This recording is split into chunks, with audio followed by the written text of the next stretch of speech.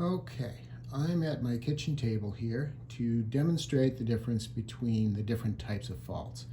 There are two types of fault, two main types of faults, and then a couple of subtypes. But the main types are dipslip faults and strikeslip faults.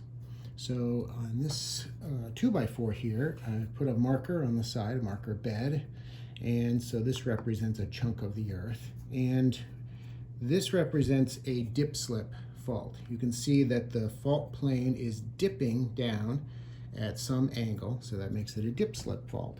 Whenever you have a dipslip fault, there are two sides to the fault. There's the foot wall and the hanging wall. And if you imagine that you were standing on the fault here, then your feet would be on the foot wall and the hanging wall would be essentially hanging over your head. So you've got the foot wall and the hanging wall. Now, if the foot wall moves up and the hanging wall moves down, so it ends up looking something like this, then that's called a normal fault.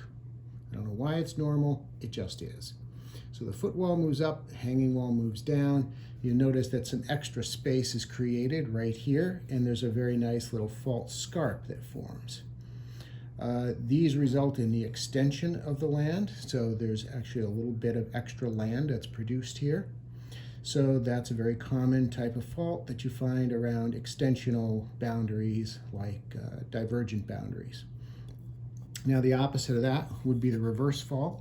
So if this moves up, this hanging wall moves up, foot wall moves down, now you can see that the reverse has happened, so it's a reverse fault. And you can see that now these two parts overlap. This fault scarp here is going to probably collapse down, and so you won't really see a fault scarp. And this has resulted in the removal of some land here. So when you take out some land, that's usually associated with a convergent boundary. So if the foot wall moves up, it's normal. If the hanging wall moves up, then it's reverse. All right, so those are two types of dipslip faults. Now the other type is a strikeslip fault. So let's look over here. In strikeslip faults, the fault plane is completely vertical. And one side moves sideways relative to the other. Now these are a little trickier. There are two types of these as well. They're called right lateral and left lateral. And what you have to do is you have to use your imagination to determine which type it is. You imagine that you're on one side. So my fingers here represent me standing on one side. And let's say the fault moves this way, okay? So I'm standing on one side and I look across to the other side and I say to myself, which direction did that other side move relative to me? To my right or my left? Well, it moved to my left, so this is a left lateral strikeslip fault.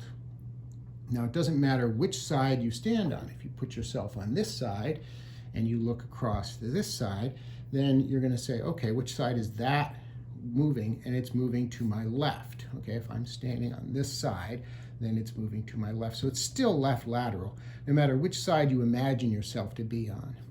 If, on the other hand, it moves this way, I stand here and I look across the other side is moving to my right. So that's a right lateral strikeslip fault.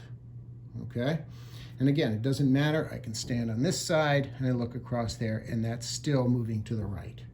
So you have right lateral and left lateral strikeslip faults. And there's really not much of a difference between them, but just a different sense of motion along those. So those are the different types of faults. Now, you can also have a combination of the two. So if you put this back over here, you can have a situation where you have some normal movement, but also some strike-slip movement. And these are called oblique slip faults. And they result from not compression or extension, but transpression.